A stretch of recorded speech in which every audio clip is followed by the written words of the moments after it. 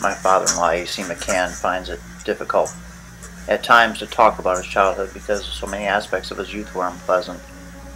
He'd lost people that he loved early on.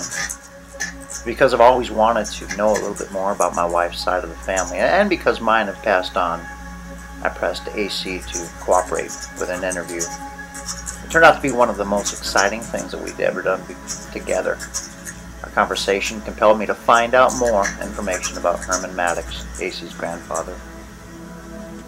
We want to really take some time and break this down with my father-in-law, AC. He's going to talk about a few things within the interview, family related, and then an event or a few events, even if he feels as to move that direction, is however he'd like to do. In our documented discussion, AC shared how his family roots can be traced back 4 generations, and how it was the potato famine that brought his family to America. Archie's distant relative, also named Archie, came to New York from Ireland in 1844.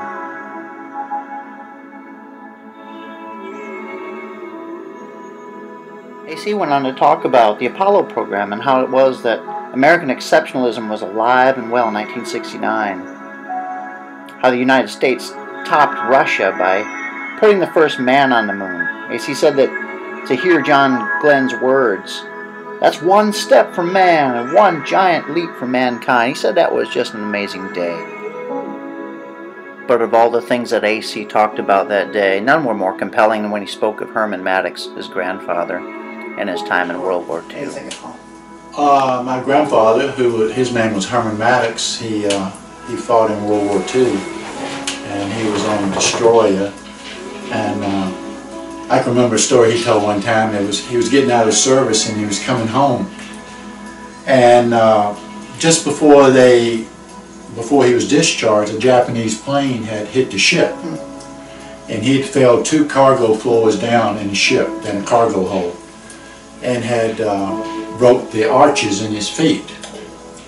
So he was on the way home, and of course back then just about everybody thumbed. If they didn't have a car, they thumbed. So he was thumbing from Norfolk, Virginia back to Maddox, Virginia. And he was walking along, he was thumbing. One guy picked him up and gave him a ride for, a few miles, and then he had to stop and get out that car, and he was thumbing again. And he was walking down the road thumbing, sticking his finger out, just thumbing, and this policeman pulled up and pulled up to him and said, "Sir, what's wrong?"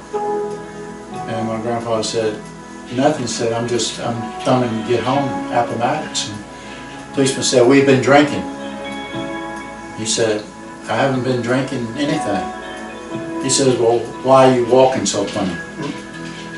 So my granddad told him, said, "I broke my arches and the Japanese plane hit the ship, and that's why I'm walking like this." And he says, "I don't know if I believe that story now." He says, "Go ahead and get in the squad car. We'll have to take you downtown." As AC spoke, my mind just raced with imagination. I was trying to fill in the blanks that AC couldn't answer. To know more about Herman, to know more about his near-death experience, was the story even true? It was such a fantastic story. Or was this just Herman's version of a run-in with the law? What primary or secondary evidence is there? At several points in our interview, the name of Herman Maddox was brought affectionately into our discussion. We will follow the primary and secondary evidences that history provides to learn more about Herman Maddox. Let's begin. If the story told to AC is true, well, first it would require Herman to have been enlisted in the military, and secondly, employed on a ship or a destroyer, the term that AC had used in our interview together, somewhere during World War II. It also means, thirdly, that Herman's destroyer or vessel took an aircraft torpedo or a bomb hit that was violent enough to send him down 2 floors into the ship. So we'll seek to answer 3 questions. The question of Herman's enlistment, the question of Herman's whereabouts, and the question of Herman's war testimony. Indeed, Herman Weldon Maddox did spend time in the military. An archived edition of Young American Patriots shows Herman entering the service with the Navy on April 10th, 1944. In the past, AC had spoke of how Herman had been disappointed with being drafted. He was just days away from being too old to serve. But thanks to the passing of the Burke-Wadsworth Act in 1942, which raised the maximum age of eligibility from 36 to 37 years of age, Herman had to enlist. The 1940 Appomattox, Virginia Consensus Report shows, just 4 years before Herman enlisted, that Herman was married to Eunice and had 2 children, Virginia and Shirley May. Herman left his family and his full-time job as a truck driver and farmer for the call of duty.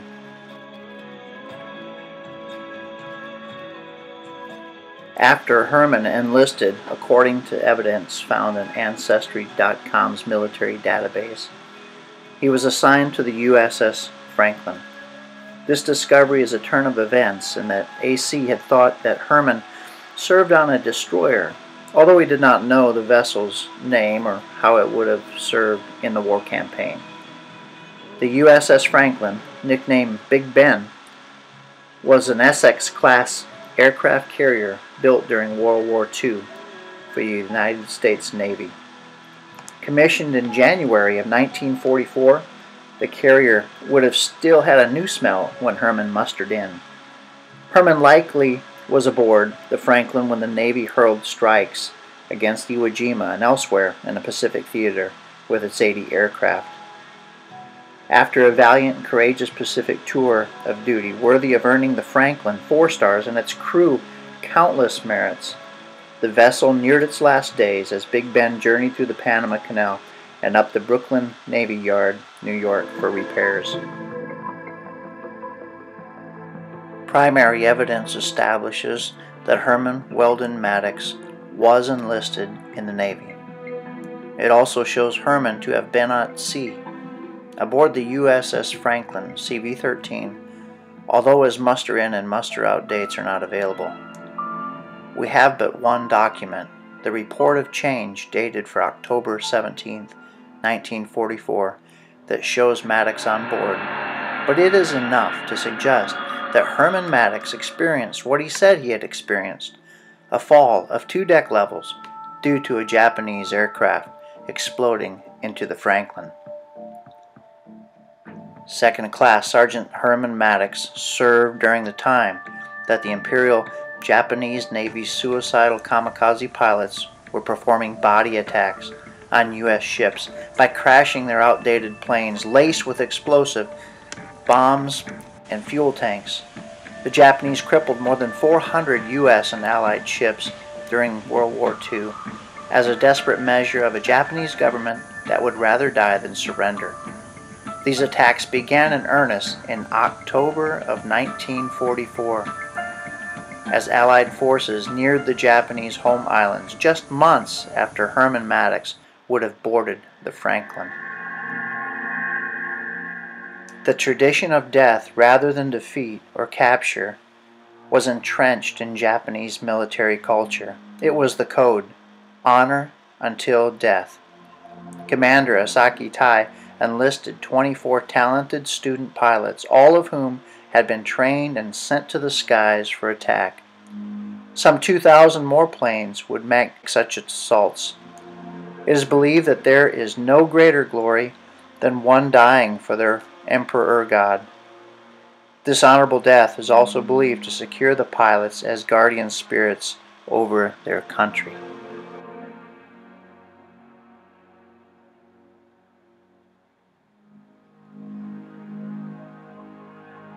We conclude with evidence that leads to far more than suggesting that Herman Maddox and the Franklin's naval team may have experienced a kamikaze attack.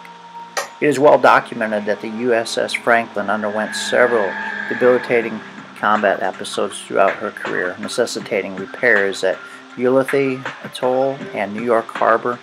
But concerning Herman Maddox, the October 30th, 1944 conflict with 3 enemy aircraft is likely guaranteed to have included Second Sergeant Herman Weldon Maddox, because the report of change shows Maddox as part of the fleet just 13 days earlier, on October 17, 1944.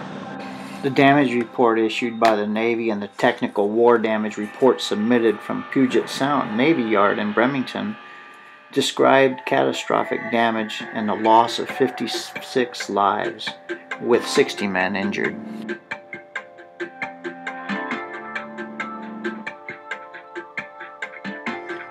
The summary paragraph of the Navy's damage report states that 3 kamikaze planes attacked the Franklin that day. The first missed the ship and crashed into the water about 20 feet away. The second plane, with its bomb load, struck the flight deck starboard side, ripping a hole 30 feet by 35 feet. A third plane dropped a bomb which missed the Franklin. However, the plane went on to hit the flight deck of a neighboring vessel. There were 2 Medal of Honor recipients from the USS Franklin, one of which was Lieutenant Joseph T. O'Callaghan. He was the head chaplain of the Franklin. In the midst of hellish destruction, Chaplain O'Callaghan displayed gallantry and bravery, while being he himself wounded, giving the hope of the gospel to those dying.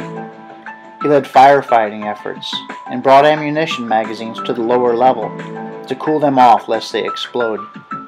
Chaplain Callahan's heroism was inspired by his faith. He left his job as a college professor to serve his country and to save lives. I wonder if Herman knew Chaplain O'Callaghan and whether he was better off for it. The date was March 19, 1945. Maybe a different day than what Herman had seen. Maybe not. There's a lot of Herman's history that we do not know. Herman came home alive. He came home a hero. Some heroes have graced the pages of history since they were determined heroic, while others, well, for them, they are gone but not forgotten. Some that are almost forgotten await a historian to look their way, maybe for the first time. Thank you for serving our country, Herman Maddox.